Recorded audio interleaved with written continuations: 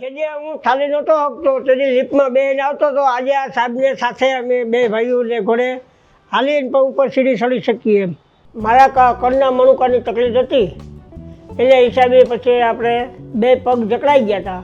પગ બી ઉપડે નહીં, ચાલી ન શકાય, કોઈ કંઈ થતું નહીં.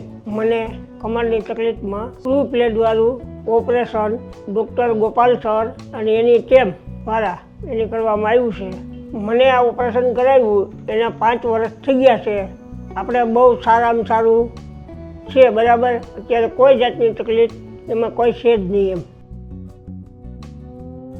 પહેલાં ઓપરેશન પહેલાં હું આમ વાકો ચાલતો હતો, આમ તૂટ થઈ ગયો હતો. અને હવે અત્યારે આમ સીધો હાલ્યો જાઉં તો કોઈને કંઈ ખબર ના પડે કે આ માણસને ઓપરેશન કરેલું છે કે નહીં એમ. બાકી કેવી રીતે સાદો થઈ ગયો એમ.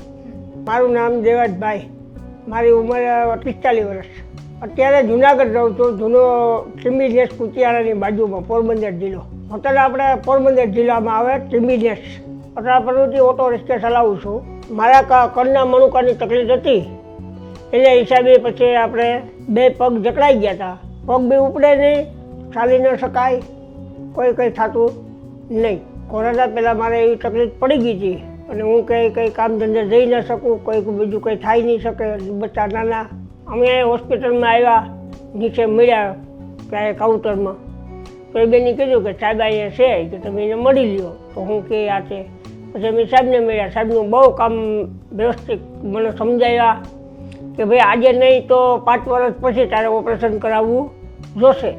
મને કમરની તકલીફમાં ટુ પ્લેટવાળું ઓપરેશન ડૉક્ટર ગોપાલ સર અને એની ટીમ દ્વારા એને કરવામાં આવ્યું છે.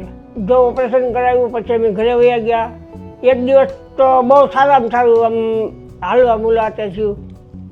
ત્યાં પેલા ડૉક્ટર દેસાઈ સાહેબનો કાયમ ફોન આવે, કાયમ ડેલી સર્વિસ. સવારે 11-10-11 થાય ફોન આવી જાય, જયેશભાઈ કેમ છે? બહુ સારું છે. મને કે આમ પડખું ફરો, આ છે કે તકલીફ પડે? હું કહું નહીં, કારણ કે વાહન ઓપરેશન હતું એટલે 1-1.5 મહિનાનું મને હવે આરામ જ કરવાનું કહ્યું. મેં આરામ જ કરતો હતો. પછી કાયમ બહુ રાહત થતું ગયું. પછી ધીરે ધીરે ચાલવાનું કહ્યું ચાલો વાંધો નહીં. સાહેબને પૂછાવ્યું કે હું કોઈ કામ કરતો નહીં. કે સાહેબ હું હાલું થોડું ઘણું, ઊભો થાવ, બેહું અડધી કલાક. એવી રીતે બહુ સારું ધીરે ધીરે રિકવરી આવતી ગઈ. એમ બહુ સારું કમ્પ્લીટ થઈ ગયું. મને આ ઓપરેશન કરાવ્યું એના 5 વર્ષ થઈ ગયા છે. આપણે બહુ સારામાં સારું છે, બરાબર. અત્યારે કોઈ જાતની તકલીફ એમાં કોઈ છે જ નહીં એમ. જો હું પહેલાં મારે કાંઈ થાય એમ નહોતું, પછી ધીરે ધીરે ચાલવાનું થઈ ગયું. પછી અત્યારે ઓટો રિક્ષા હકાવું છું. બહુ સારામાં સારું, કોઈ વાતનું કોઈ દુખાવો ન થાય કે કોઈ વસ્તુ કાંઈ નહીં. અત્યારે હું ગમે સીડી ચડી શકું. પછી અથવા 2-5 કિલોમીટર હાલવું હોય ને તો આ બી હાલી શકું. હમણાં 17 કિલોમીટર હાલીને ગયો હતો. એટલે ત્યાંથી 17 કિલોમીટર થાય ત્યાંથી હું હાલીને ગયો હતો. અને પાછો નિરાંતે આરામથી એ બાબતને આપણે કાંઈ કોઈ જાતની કોઈ તકલીફ નહીં, કોઈ સુવાસ કે નહીં કોઈ બીજી પ્રોબ્લેમ. ને કહો તો આપણે કોઈ દી હાલ્યા ન હોય તો હાલીએ તો તકલીફ થાય છે ને. દાતાર છે ને અમારે અહીંયા જુનાગઢમાં દાતાર ઉપર એક ફરક ગયો હોય. પછી એ 999 પગા છે, ચડી ગયો ને ઉતરી ગયો. પહેલાં ઓપરેશન પહેલાં હું આમ વાકો ચાલતો હતો, આમ તૂટ થઈ ગયો હતો.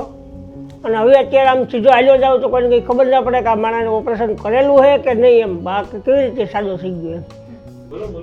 જે હું ખાલી નહોતો હકતો તેની લિફ્ટમાં બેન આવતો હતો. આજે આ સાહેબને સાથે અમે બે ભાઈઓને ઘોડે હાલીને પણ ઉપર સીડી ચડી શકીએ એમ.